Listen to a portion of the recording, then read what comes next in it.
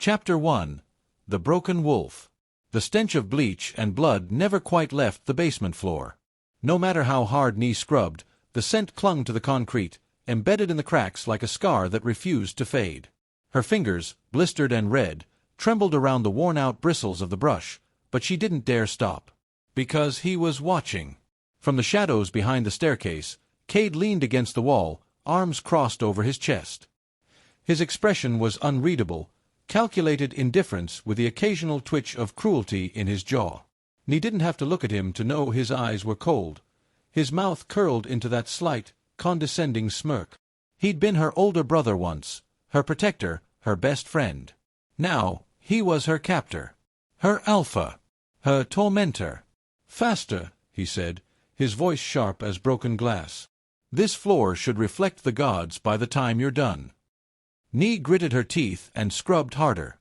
She had stopped hoping for mercy years ago. 10 years had passed since the fire. 10 years since the blood. 10 years since her wolf had been taken from her. That night came back in fragments, flashes of heat, screaming, the smell of burning fur. Her hands had been covered in her parents' blood, her ears ringing with the sound of her own cries. Everyone said it had been an accident. Everyone except Cade. He had turned on her within hours. He had stood before the elders and demanded punishment. Her wolf was bound, sealed by ancient magic that left her hollow inside. Then he'd claimed leadership of their shattered pack, turning their parents' legacy into something cruel and cold. And her? He turned her into a servant, a prisoner inside her own skin, a living reminder of his power.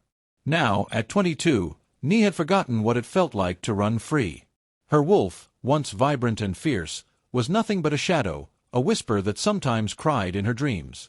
Upstairs, the front door creaked open. Neah paused, ears straining. Voices. Male. Several of them. Deep, commanding. Strangers. She froze, the brush slipping from her fingers and clattering onto the stone. Cade's boots thudded on the steps as he descended halfway, a warning in every movement. "Stay here," he said. "Keep your head down." Then he was gone. But curiosity, the one sin she had left, burned inside her. Neah crept toward the base of the stairs, careful to stay hidden in the shadows. She could just barely hear the exchange. "This alliance benefits both our packs," Cade was saying. "Your strength, our territory. A perfect match."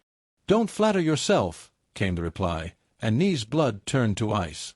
That voice. It was gravel and thunder. Power, pure and unfiltered. She didn't know him, but something inside her did. Her breath caught, her knees trembling.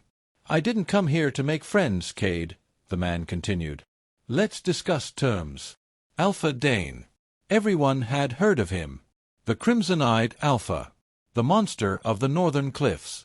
He had risen to power young, ruthless and deadly, with no mercy for weakness or betrayal. Packs whispered about him like a legend, some fearing him, some admiring him. Neah had assumed he was just another brute dressed in blood and dominance. But there was something in that voice. Her fingers curled against the wall as she edged higher, careful to stay low. Through the thin cracks between stair rails, she caught a glimpse of the man everyone feared. He was taller than Cade, broad shoulders, sharp jawline, and hair black as midnight. His suit looked out of place, expensive and clean in this broken house, but it didn't soften him. If anything, it made him seem more dangerous. And then, he turned his head slightly, as if sensing her. His eyes caught hers. They were crimson. Bright, glowing, alive. Not red like blood, but like fire. Neah gasped and stumbled back down the steps, heart slamming against her ribs. She hadn't just been seen. She'd been felt. That night, sleep didn't come. She lay curled on the floor of her cold room, wrapped in a thin blanket, staring at the ceiling and thinking of those eyes. She could still hear his voice in her head, laced with threat and control, but also something else, curiosity. Dane hadn't looked at her like a servant. He had looked at her like a puzzle. Why? Was it her scent? Even bound, some part of her wolf remained. A flicker of heat beneath her skin. And for the first time in years, it stirred. Restless. Hungry. Why now? The next day came with chains. Literally. Neah was pulled from bed before dawn and dragged into the war room, her wrists bound with enchanted cuffs. Cade stood at the head of the long table, surrounded by his advisors and guests, including Dane. He didn't look surprised to see her. He only raised an eyebrow. "She's part of the deal," Cade said, pushing Neah forward. "My pack's offering. A servant. She's nothing." Dane said nothing. Neah met his eyes, expecting revulsion, maybe even amusement. But what she saw made her breath catch. Anger. Not directed at her, but at Cade. "She's your sister," Dane said, voice low. "That doesn't change what she did." Dane's gaze didn't waver. "She smells like power."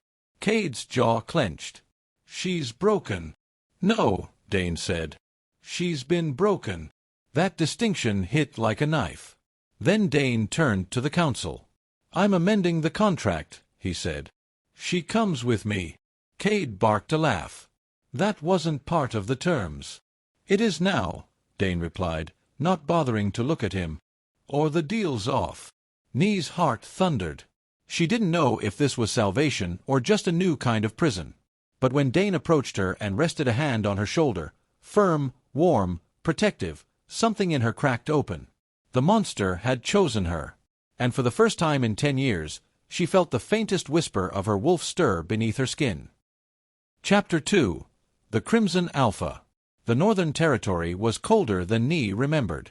Though she hadn't been allowed beyond the borders of her own pack since her wolf was bound, the stories of the snow-capped cliffs and haunted woods of the Crimson Fong pack had traveled far. Some said Alpha Dane's land was cursed. Others said it was sacred, guarded by spirits and drenched in blood. But as the black SUV sped through the winding roads, Neah saw no monsters. Only endless pine forests, fog-wrapped peaks, and a silence that pressed against the windows like a warning. She sat alone in the back seat, her wrists still chafed from the iron cuffs. Dane sat up front, one arm slung over the passenger seat, speaking quietly with his beta, a sleek, silver-haired woman named Vanya who hadn't said a single word to Neah since the journey began. No one had. But Dane had looked at her, twice now, and in those brief glances, Neah had felt something shift. Not just in her. In him, too. The Crimson Fong estate came into view as they climbed a hill. It was less of a packhouse and more of a fortress, stone towers, blackened windows, ancient gates carved with runes. The wind howled as they entered through tall iron doors, and Neah shivered despite herself. Everything inside was cold, silent, and yet not lifeless. She was led through a grand hallway lined with portraits. The Alphas before Dane stared down from oil canvases, their eyes empty and judging. She caught glimpses of warriors, scholars, kings. And at the very end of the hallway, an unfinished frame, blank, except for a small gold plate etched with Dane Ashthorne, Crimson Alpha. She didn't know why, but the emptiness of that frame sent a chill down her spine. He didn't put her in a dungeon. He didn't chain her or threaten her. Instead, Alpha Dane assigned her a room. A real room.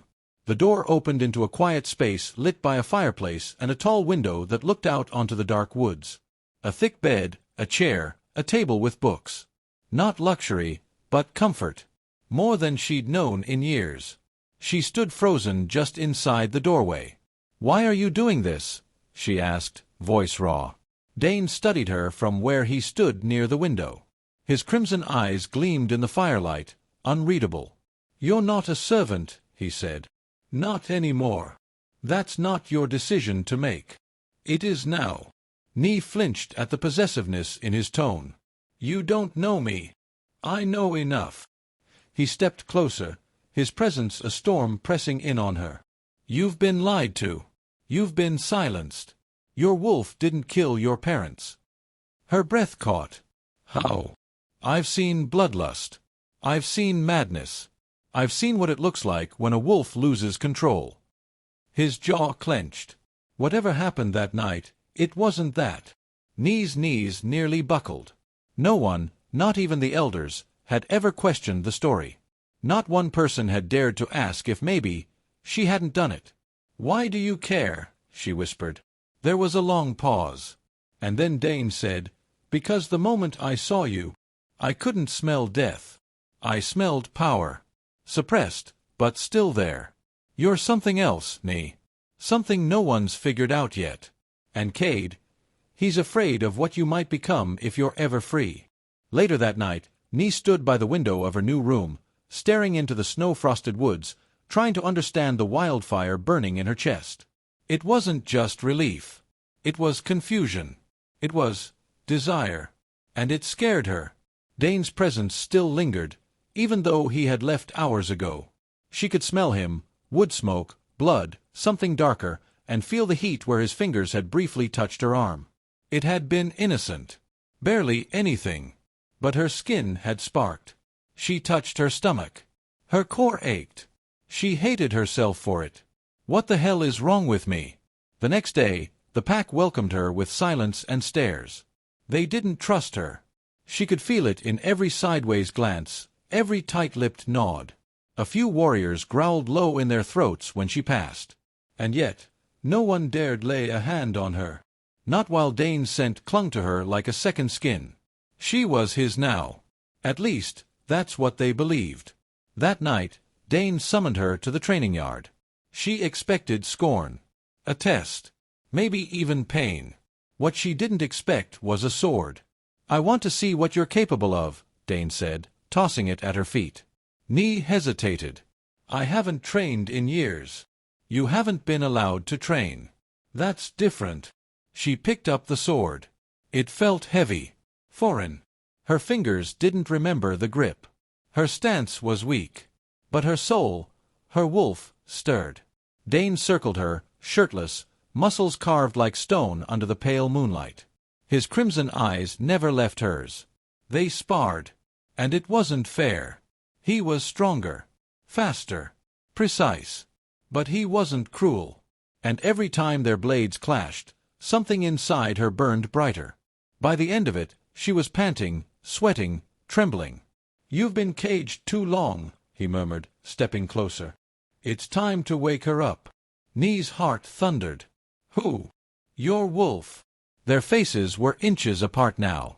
The heat between them was unbearable. "I can't," she whispered. She's gone." "No, Neah. She's waiting." His fingers brushed her cheek. That was all it took. The tiniest spark. Her eyes burned. Her veins lit up.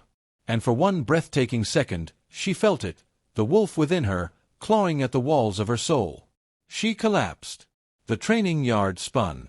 When she opened her eyes, Dane was kneeling beside her, his expression dark with something that looked like awe and fear. "Your wolf," he said slowly. "She's not just suppressed. She's been sealed with blood magic." Neah blinked up at him. "What does that mean?" He didn't answer. Instead, he stood and stared into the night like something ancient had just awakened. Something dangerous. Something not just wolf. Chapter 3. A Wolf Reawakened. For 3 nights, the fire in Neah's blood did not go out. It burned through her dreams, left her panting in her sheets, her hands clenched in fists against the ache in her core. She would wake gasping, sweat slick on her skin, and with it, the echo of a growl in her ears. Not Dane's voice. Her wolf's. It had started with a spark. Now it felt like a fuse had been lit. Dane hadn't come to her since the night in the training yard. But his presence haunted the halls of the fortress, just like his scent haunted her sheets. She hated how much she craved it. And yet, she was terrified. Because if her wolf was waking up, that meant the binding was failing. That meant blood magic was breaking. That meant Cade would come for her. Neah stood on the balcony outside her room, staring down at the warriors training below. She could see Vanya sparring with 2 males at once, moving like lightning. She could see the blacksmith heating steel, sparks flying into the air. And then, she saw him. Dane. Alone. Shirtless. Barefoot. Standing in the snow, motionless, arms folded, eyes closed. He looked like a god carved from stone, untouchable, dangerous, and entirely in control. But something was off. His shoulders were tense. His jaw clenched. And his fists were trembling. He felt it too. Whatever was happening to her, he felt it. That night, she couldn't sleep. The heat in her skin wouldn't let her. Her body ached, not from pain, but from the electric storm building beneath her ribs. Her wolf paced restlessly inside her, more awake than ever before. She needed answers. So she went to him. Dane's quarters were at the top of the tallest tower, guarded by 2 silent warriors. They didn't stop her. Maybe he'd ordered them not to. Maybe they already knew what she didn't. Maybe she was already his. She knocked once. The door opened on its own. He was sitting by the fire, glass of amber liquor in hand, shirt hanging loose off his shoulders. When he turned to look at her, the fire cast red into his eyes. He didn't speak. Neither did she. She stepped inside, slowly, like she was crossing some invisible threshold, and maybe she was. She knew what she was doing. She knew what this was. It wasn't weakness. It was fate. It was madness. It was him. "I can't breathe," she whispered. "I feel like I'm burning alive." He rose to his feet, the fire behind him glowing like an inferno. "You are," he said, voice hoarse. "Your wolf is fighting the magic. You're close to breaking." Neah stared at him. "Why now?" "Because your wolf finally has something to fight for." Silence stretched between them. Then Dane closed the space with a single step. "You feel it too," she said. "I've felt it since the moment I saw you." And then, his mouth was on hers. The kiss wasn't gentle. It was war. Teeth, heat, gasps, hands roaming like they were starving. Dane's lips bruised hers, and she didn't care. She pulled at his shirt, nails raking down his chest. He lifted her with ease, pressing her against the wall, his hands gripping her thighs, his breath a snarl against her neck. "You drive me insane," he growled. "You're in my head.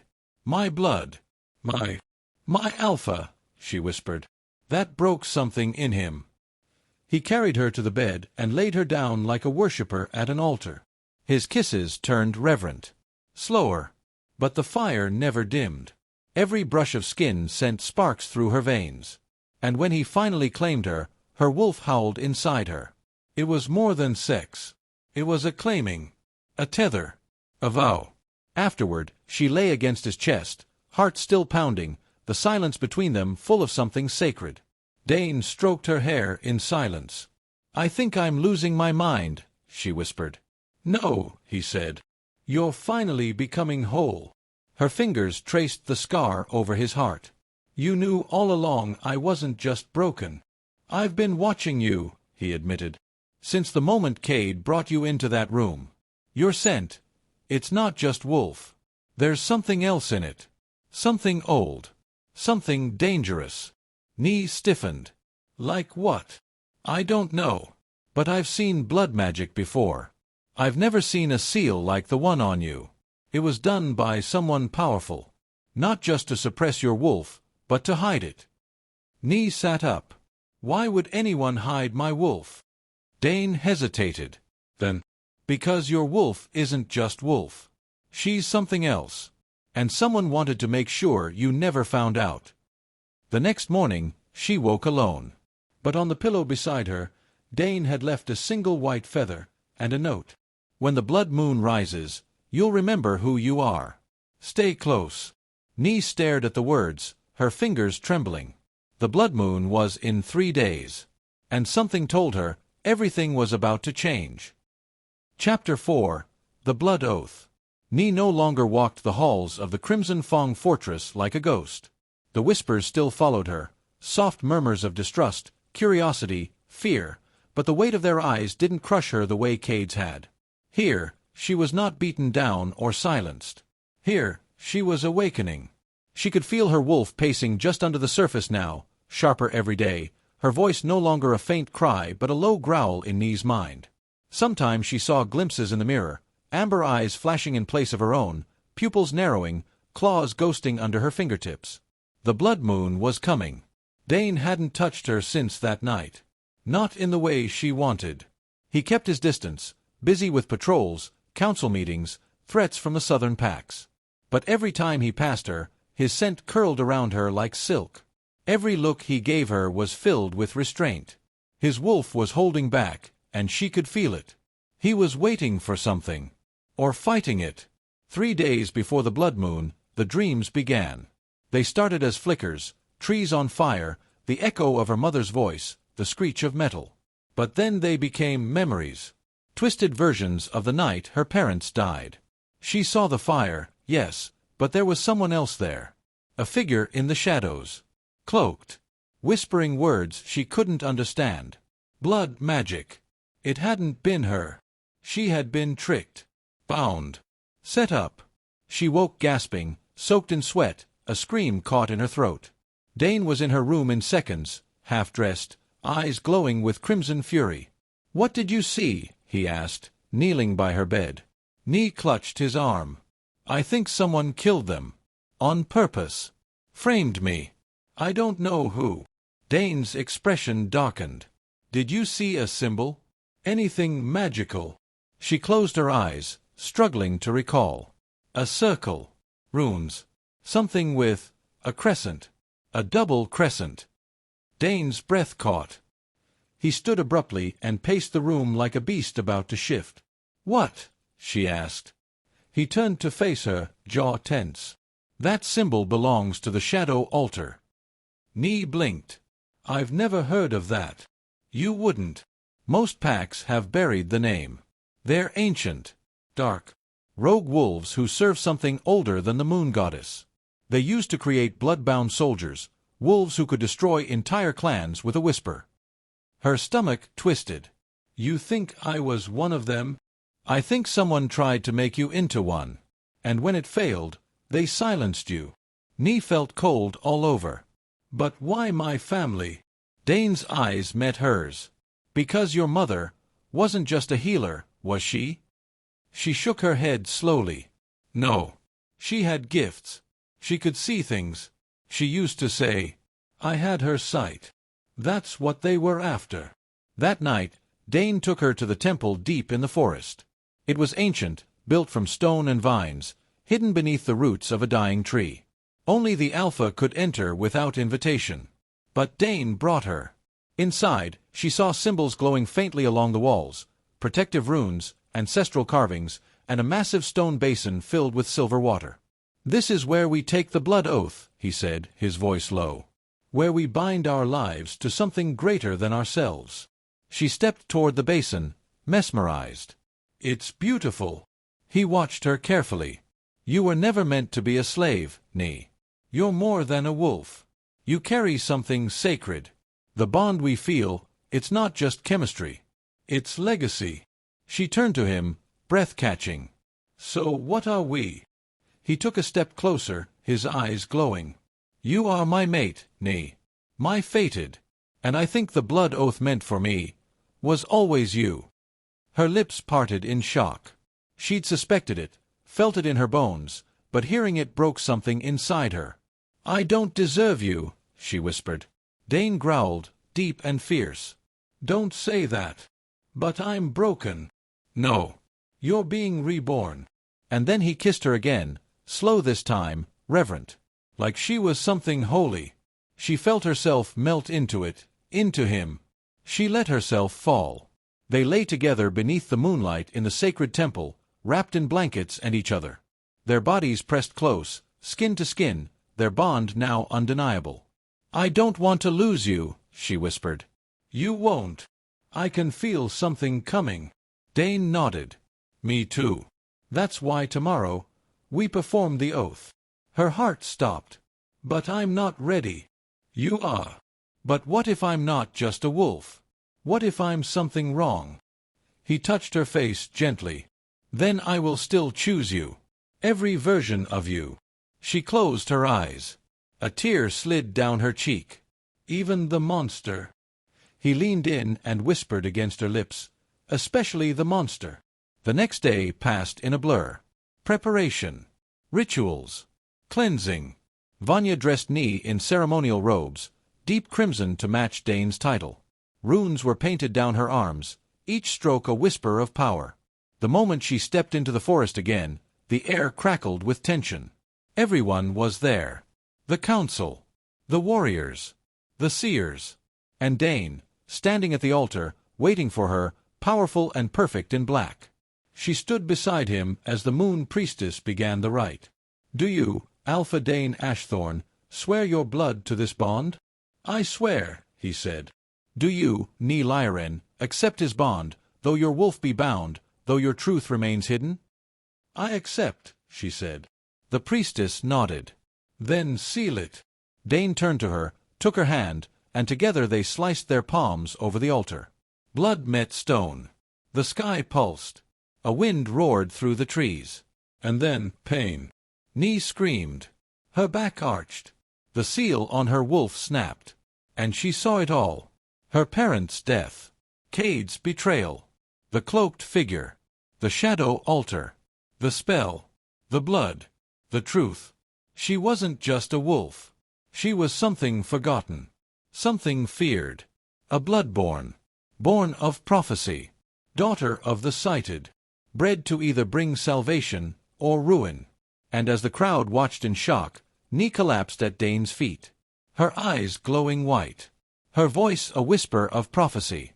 He's coming. The one who cursed me. He knows I'm awake. Chapter 5. Stolen by Shadows. The silence after the prophecy was deafening.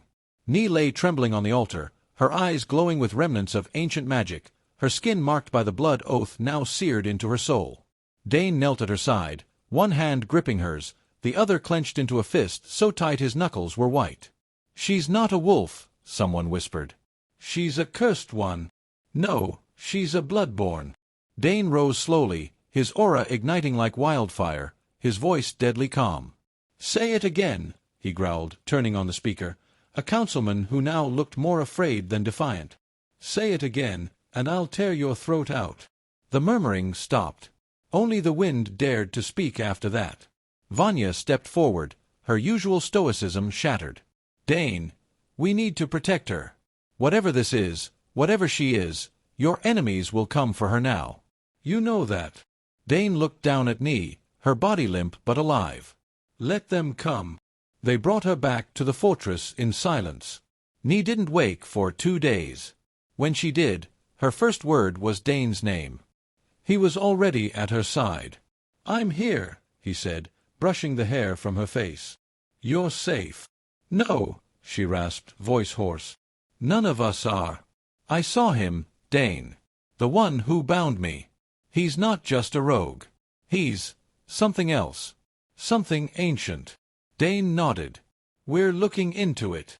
Does Cade know? He's not just your brother, Dane said darkly.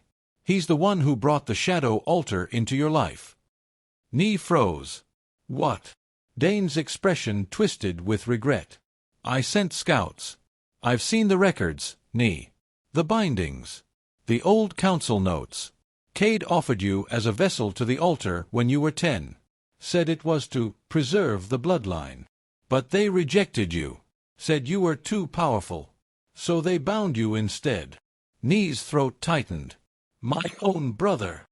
He feared you, Dane said. Still does. That night, the blood moon rose. It turned the sky crimson. And Neah changed.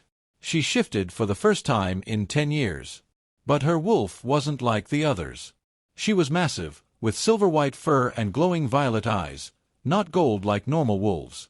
Runes shimmered along her spine as she howled to the stars, her magic exploding in a storm of wind and light. The entire pack watched in awe and fear. But Dane watched with pride. She's not cursed, he said aloud. She's chosen. That night, they made love again. This time as wolves, as fated mates, under the blood moon. It wasn't just passion, it was a bond. And Neah felt whole, seen, safe. For the first time in her life, she wasn't alone. But peace never lasts. At dawn, the alarm bells rang. A scout stumbled into the hall, bloodied and broken, collapsing before Dane's feet. Cade, he gasped. He's coming. Not with warriors. With mages. Rogues. Shadow wolves. Dozens of them. Dane's face went still. How long? Hours, maybe less. Vanya paled. He means to take her back. No, Dane snarled. Over my dead body. They prepared for war. Barricades. Sigils. Warriors lining the halls. But Neah felt it in her bones. This wasn't a war they could win. Not like this. Not with what was coming. I can stop him, she told Dane. But I need to leave. He grabbed her wrist, eyes blazing. Absolutely not. He won't stop. You know that. He'll keep coming. People will die. You are my mate, he growled. You are not a sacrifice. I'm not, she said softly. I'm bait. She left that night. Alone. Dane never got the chance to stop her. By the time he realized, it was too late. Her scent was already gone. Her room empty. Only a single note left behind, written in her slanted hand. Protect them. I'll come back to you. I swear it. He roared so loudly the walls trembled. In the woods, Neah moved like smoke, like ghost fire between trees. Her wolf form was fluid now, her senses heightened. She could feel Cade's magic before she saw him. And then, she was taken. In a flash of cursed light, she was yanked from the world, her body slammed against an invisible wall of power. Runes flared, choking her. And in the clearing before her stood Cade, smiling coldly, flanked by robed figures with black eyes. You should have stayed asleep, he said. I'm done sleeping, she hissed. He stepped forward. You don't know what you are, Neah. But I do. You're the vessel. The seer. The final key. To what? She growled. To awakening the shadow altar fully. With you, we become gods. Back at the fortress, Dane felt the bond snap. Not break, but twist. Like a wire pulled tight. He dropped to one knee, clutching his chest. Vanya caught him just before he hit the ground. She's alive, he said through clenched teeth. But they have her. Vanya's face was grim. What do we do? Dane stood, eyes burning like fire. We go to war. Final scene. Neah is chained in a temple of black stone, the shadow altar looming behind her, glowing with ancient power. Cade kneels before it, chanting. And then, her eyes snap open. But they aren't her eyes anymore. They glow with pure white light. She smiles. And her voice is layered, hers, and something older. You thought you bound me. You only opened the door. To be continued.